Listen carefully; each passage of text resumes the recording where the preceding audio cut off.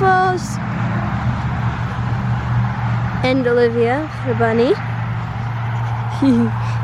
There's so many cars going by right now. They gotta get back to their homes.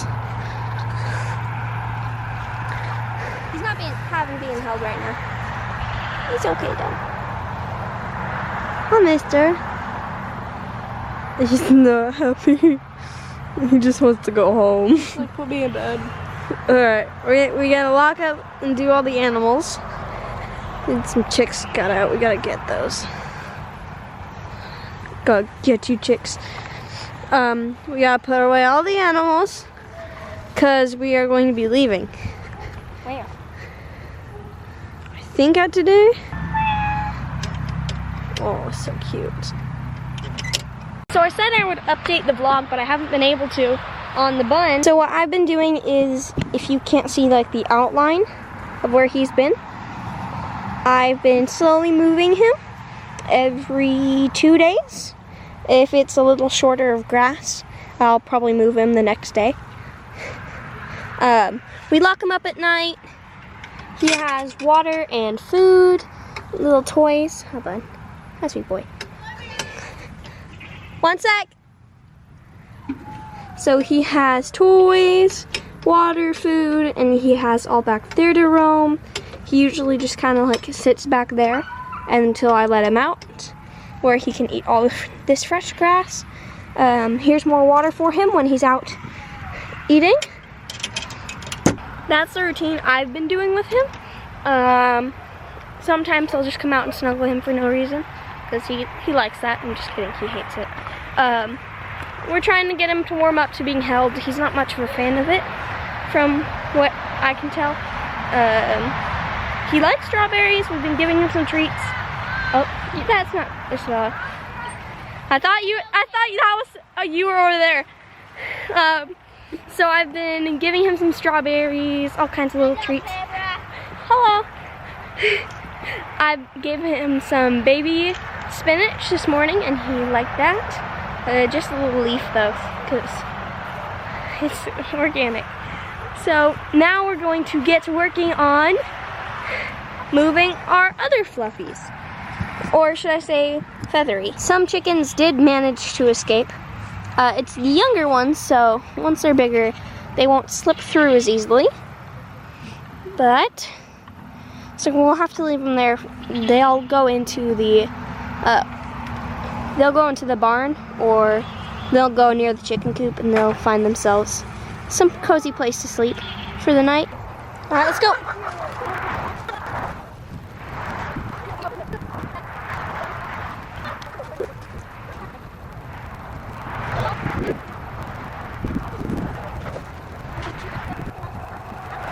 All right, now all I have to do is feed the horses. If you want to head inside, you can, or you just hang out with me. I'm gonna go climb my way down. That sounds smart. He's so pretty. Look at that.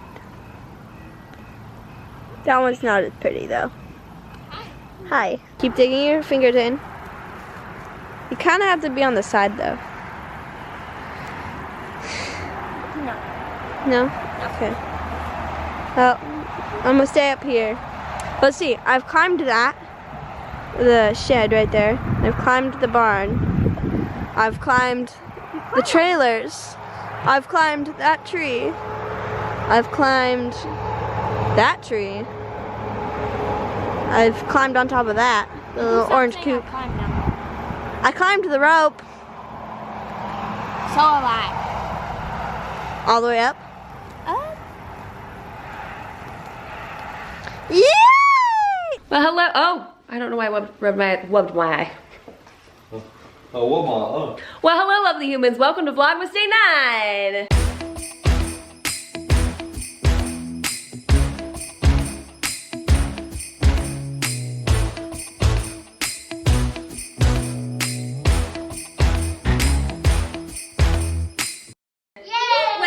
Wait, I opened day 8. Well, today is technically the 8th, but this is going live on the 9th.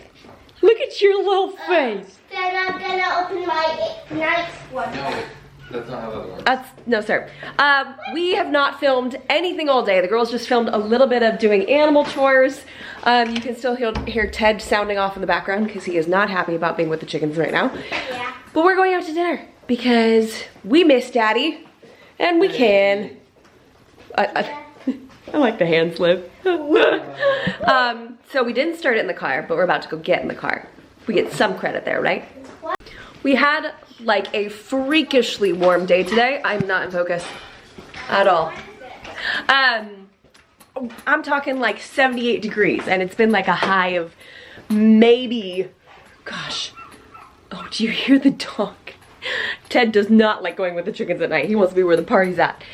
He'll get used to it though. But yeah, super warm, but I want to feel festive, so I'm wearing a sweater with shorts. You can't even see them, hold on. With shorts and tights and docks.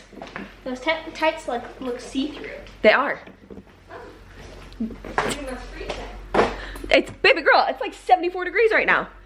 Any hoodles. And then not to mention in like 2 days at nighttime, it's getting down to like 33, which is a temperature change of, what is that, 45 degrees? That's a lot, that's a big difference. Come, all ye faithful, joyful and triumphant, come ye to Bethlehem.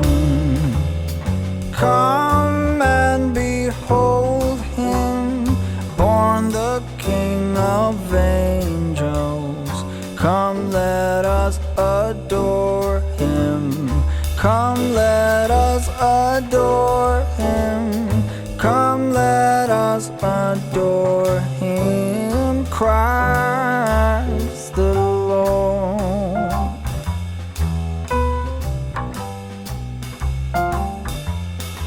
She didn't last much longer.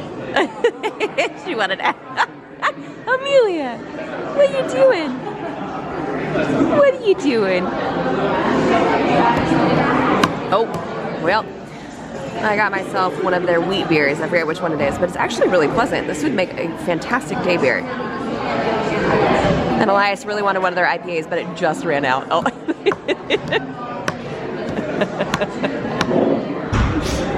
Did he respond? Wow. And we ran into our friends walking in here, except for they're on a date. So Elias is texting the husband, trying to figure out if he stole the last of the beer he wanted. Is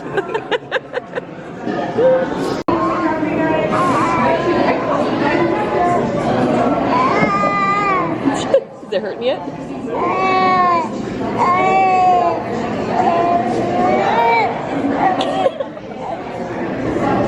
Yeah? Oh.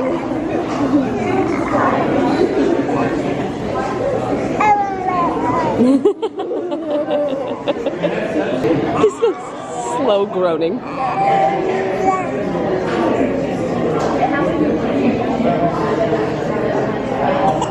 Oh.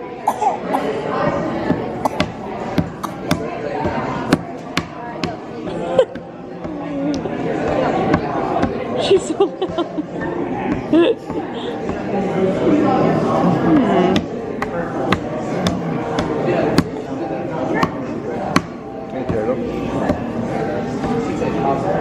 You ready? Go. No. No. No. No. Oh, so does it fall out? Okay, ready? No, that's the goal. I know, I'm holding it in place. No, you don't. These are the goalposts. Yeah. How many kicks do you think you get? Oh. Now I gotta go get it. Nice. Yeah. Oh. I feel like the goal's too big. I feel like it's. Oh. Hey, check it out. Boom. It's a little football, ready? Is it? Got it. Football. Yeah. So they have a kid's charcuterie plate, and Silas was able to pick out everything that he wanted. And what did you pick? I picked grapes, some Candy peanuts. candy peanuts, fries, And? chicken, and I didn't, I don't. That's okay, they just gave you ketchup, huh? Yeah. So I got the Elijah, which is like their version of like a spicy burger. And then you guys got what? The golden cow. The golden calf. Yep. Yep. And then he got an additional side of broccoli slaw. I am so hungry. Look at, okay, whose baby is that? Did sister give you one? Okay. You should use it to eat your grapes. Mommy and Daddy told him that he'd really like the candied peanuts. You wanna try it? I don't think you can use the sword for that.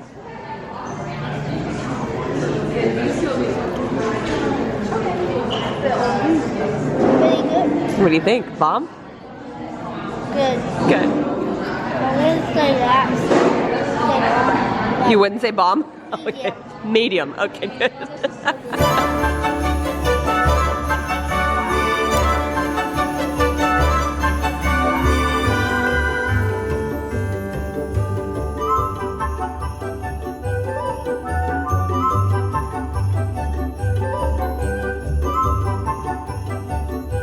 Dinner was super good. Yeah. Yeah, they had a goat cheese burger, or burger with goat cheese on it. That was phenomenal. Let me go this way and I can show the kids where I'm Next time I'm Oh, okay. gonna do a burger. Are you? Oh, my hair completely fell out. We gave it the good old college try though. It never ceases to amaze me how dead downtown Waco is at night. I'm always expecting it to be more bustling than it actually is. There's nothing, right? Yeah. I mean, Well, there's no like, I don't think there's any bars, and it's not like a bar. there's one right there. Scenery. But apparently they're like all over the place. Sometimes they're closed, sometimes they're open. And that's a dichotomy right there. We've definitely gone there during Vlogmas before. Very expensive coffee. So if you were coming to the Waco area, people like to go in there for the vibe. They do have a super good was it iced coffee or their iced latte that was really good? It's just I don't know. very spendy. You go to But like, Patty's. everything's kind of closed. Yeah, there's So that's a bar, right? there's a bar right there. I think Not that we're big, listen to us, not that we're big bar hoppers, Well, like there's no bars. I feel like bars and like, and everything closes super early. Right. Like where we were just at, it's a Friday night and they close at 8 o'clock. So. Well, to be fair for them, no one's next to them. Yeah. But that's kind of everywhere. Please get a haircut. And then Silas said it's 7:30 at night, you're not getting a haircut, sir. I feel like the bars are what drive the nightlife, kind of. See, And that's since cute. Since this is a college town, like the college kids, and it's a Christian college town, those kids aren't gonna be. Was this one way? No, it was No, not. it wasn't. And well, here's the Dr. Pepper Museum, Yeah. which again is not going to be open this late. Going out partying. Whoa, there's a bunch of people there. Oh, they are open. Oh, there's a band playing. Look at that silo. Christmas stuff. Look at how cute those are. They have Christmas lights on. You're right, bud. It's so weird to like have watched this show. Okay, also, side note, Waco has some good murals. They're doing a good job with that. Basically. It's strange to have watched the show and think the silos were kind of in the middle of nowhere, but they're totally in the heart of downtown. Like smack darb. Smack darb. Are you gonna go to the silos? No, they're closed, bud. Wait, they are? Yes, because everything's closed. So here's the Because little... it's 7:30 on a Friday night. Nothing of the Lord happens after sunset. Yeah. Nothing good happens after. So there's the bakery. Here is the more affordable of the Magnolia stores and the Magnolia home stores up here. And you just know, this might be one of my favorite acts of spite right here. This AT&T building is just hanging on. The entire Magnolia compound is just surrounding them. And you know they're just holding on. That property value though. Yep. So here's Magnolia Press. I love the branding in there. I love the styling. And then right directly behind it is Magnolia Home, where they sell couches and bigger furniture pieces. I am super bummed though, because this used to be a place called The Findery. Oh, they're gone? Yes, my guess is they just raised the rent an obscene amount, so they couldn't be there anymore. That's sad. It's such a stunning old building. They opened a wine room back there called the Boiler Room. We Oh, gotta they're go here gone. for date night. Do we have to go here for date night? Yeah, they have live music like all the time. We just don't get out much. Yeah, we don't. No, we don't. You're welcome.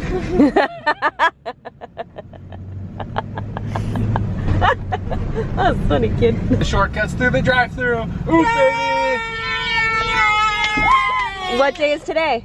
Friday. Which Friday. Ice Cream Friday, baby. You.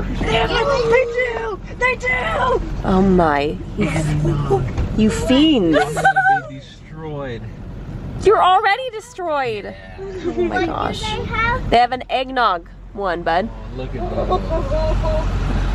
that. So this section of the 35 has all of the drive-thrus on it. No. You can't say the 35. Oh, this section of 35 35. or Highway 35. It's not a highway.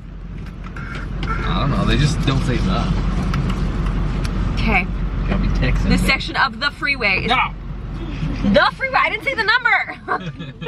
Someone's It's called the Grease Pit.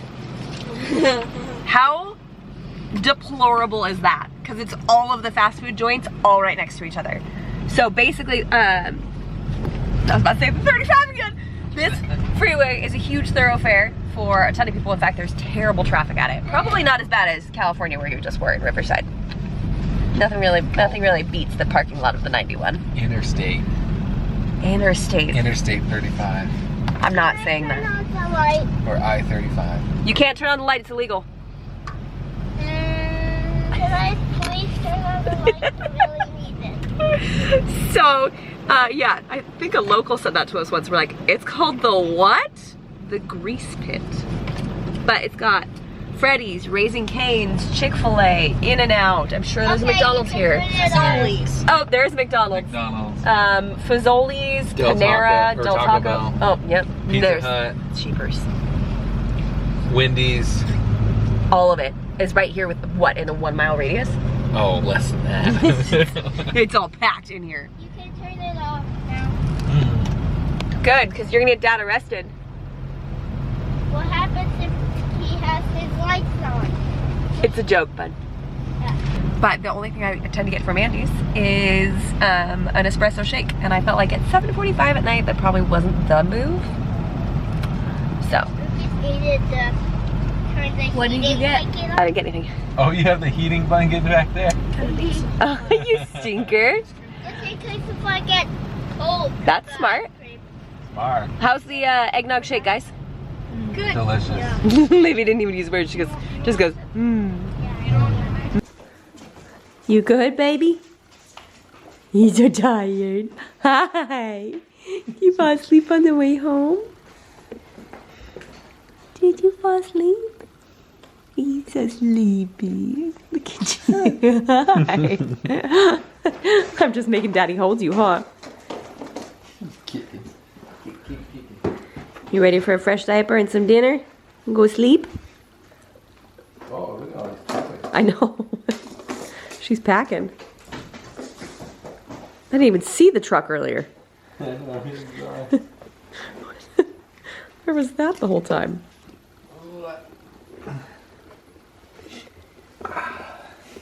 Baby, you are cute.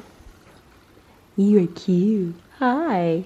That sweet little baby just took forever to fall asleep. She's been doing this thing where at nighttime she'll nurse on both sides for like a long time. Like collectively 30 plus minutes. I need to change because I am so ready to be out of these shorts. But this was my take on like a, wait, hold on. How cute is this? Now I kind of really wanted to wear this outfit. This is my take on like a grunge meets winter. But it would have looked so much better with like a coat over it. It needed another texture. It wasn't finished like this. But I'm done wearing these shorts. I would like to be in pajamas now.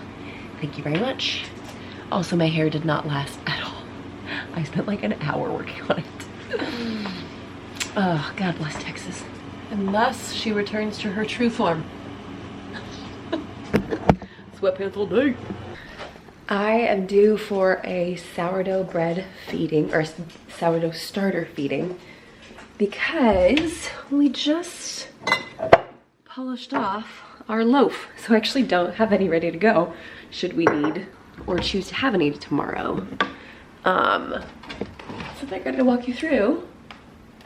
For some reason that scale keeps dying really quick. Watch out, Clyde. I would walk you through how I feed my sourdough starter. I feel like a lot of people overcomplicate it. Really and truly. I think that, well, one, I think that I should probably focus on what I'm doing first.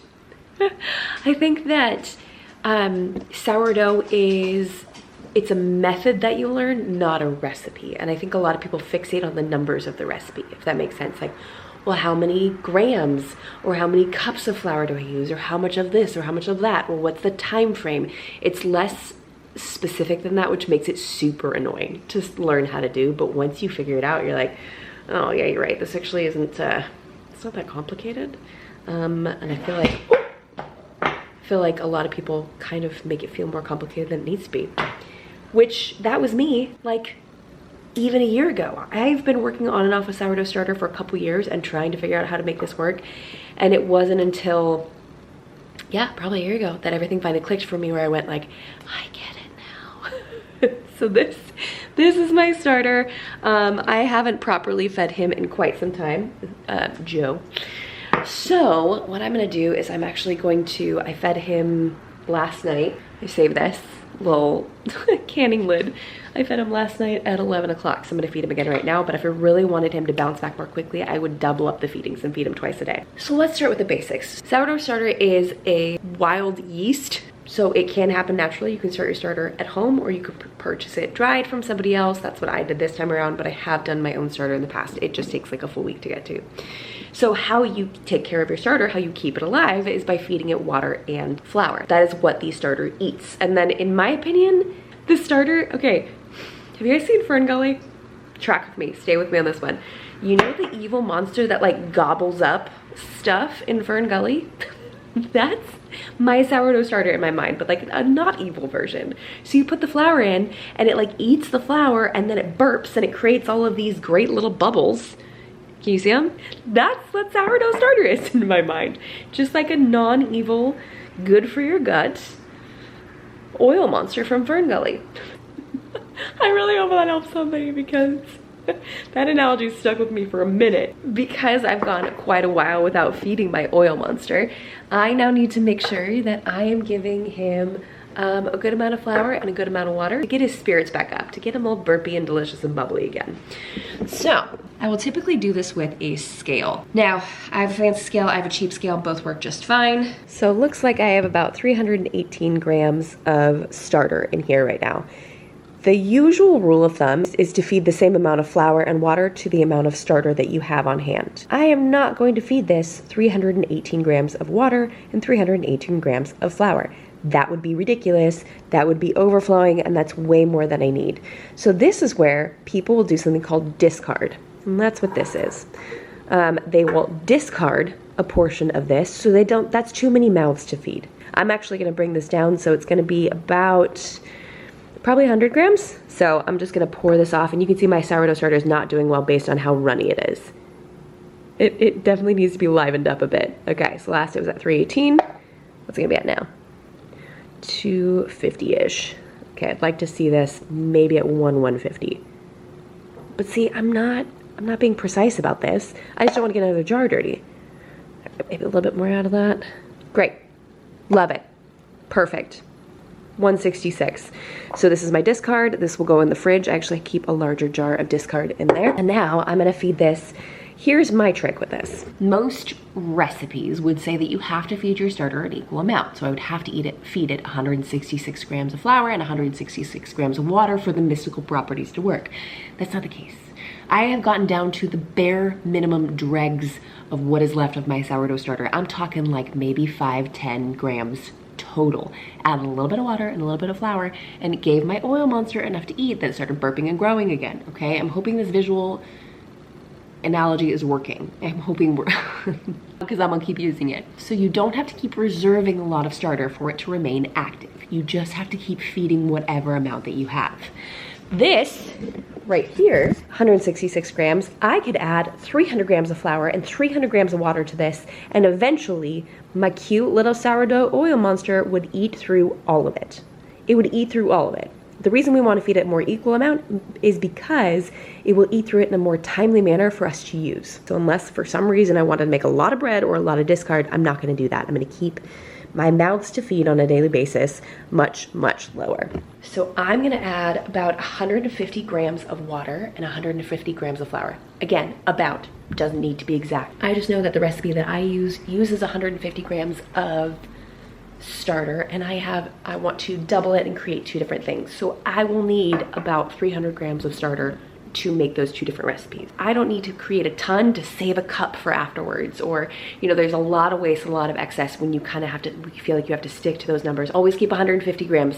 No, absolutely not. Just feed it, be nice to it, but don't keep too many mouths to feed on hand, all right? Now we are gonna add in 150 grams-ish of non-chlorinated filtered water. You want non-chlorinated because the chlorine will actually kill the active yeast. You will slay your oil monster. Oh, see, I went a little over on that one.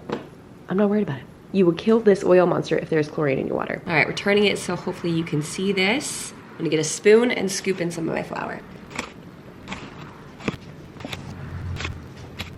Just a little above 150 because my starter is a lot more runny. Oh, look at the mess I made. Because my starter is a lot more runny, that tells me that it's getting bored too quickly. I need to give it more flour for it to eat, more flour to entertain it. It's almost like I'm giving it a babysitter. Okay, I'm gonna give you a ton of flour to work through. You're already pretty runny, you're all over the place, you're over ambitious. You clearly need a bigger challenge to get back to your normal fighting self, right? So that is why this is going to get a little bit extra flour. So tomorrow, hopefully my starter will be a lot more ready to go because I've given it so much to keep it busy and for it to eat tonight. I try to always mix. This is gonna be so hard to do one-handed because the jar's, there it goes, it's gonna start spinning. I try to always mix with a wooden utensil because there's something about the metal that does react, I believe, with the cultures in the sourdough starter as well. Let's try this again. So now I've created this really tight, almost dough-like starter. You see that? How it's like definitely not runny like it was before. So hopefully I've given Joe 2.0 enough of a babysitter to get him through the night, to perk him back up again. We shall see officially on the morrow. Generally speaking, where my starter is, I'm less regimented about this these days than I used to be, because I'm like, listen, I now know what it looks like when it doubles in size. If this reaches the top of the jar tomorrow, it's ready to use. That's all I really need to know, you know? I used to be like, is it the bottom of the rubber band or the top of the rubber band? It doesn't matter. So now I'm gonna plunk that on top and write a new date and time. Alrighty, there you go, Joe. Now I'm gonna get my bigger jar of discard and pour this into it. This right here is my giant 1 gallon jar of discard. You can see it's just about, I don't know, a third of the way full. And we use this for a ton of stuff. We use it for making Dutch babies. I've used it in a soup recently, which was surprisingly phenomenal. People use them in cookies, in pancakes, in waffles, so many different, I think almost anything that calls for flour and water. I could be over speaking on this one. You can use discarded. And I'm just so bummed out because for so long I would just throw it away. I was like, well, I don't have anything to do with it, so I might as well get rid of it. No ma'am. Actually, I'm just gonna let that pour for a minute. I somehow managed to find myself on Kiss, the beauty company's PR list. I don't know how this happened. I mean, I'm not mad about it, but I don't know how it happened. They probably meant it for my main channel, but somehow it wound up here with me directly. And periodically I will get sent some boxes from them. So I figured why not just do a little PR unboxing, which is hilarious because like I don't get PR from anyone. And yes, I'm using a barbecue fork. Oh, that's kind of cute. Look at yourself. Say hello, everybody. It might be nice for travel, but I never hold my mirror when I'm doing my makeup where I'm traveling. Okay, press on. I do enjoy Kiss press-on nails quite a bit. The Impress manicures are so nice. They're so nice when you just want to do it real quick and get out the door. And then there's these, super sparkly. My guess is this is very New Year's themed. I will not be wearing these But thank you so much for the offer, Cass. Oh! Okay, I do love a big, bold nail, but these are ginormous. Ooh, that's cute.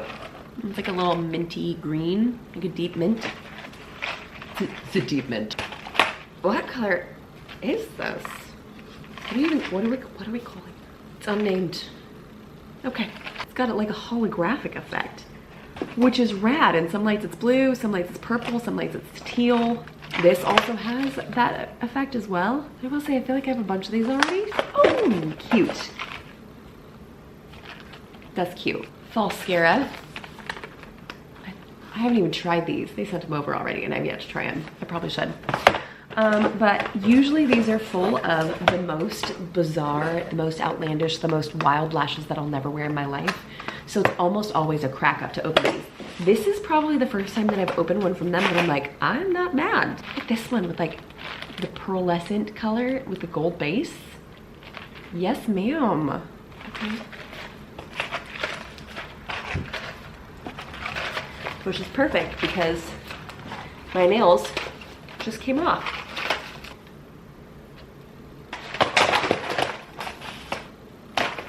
Okay, well, on that entertaining note, I'm gonna go. Thank you guys so much for watching tonight's vlog, because it's been all nighttime, but it was a nice day. Jamie washed her hair.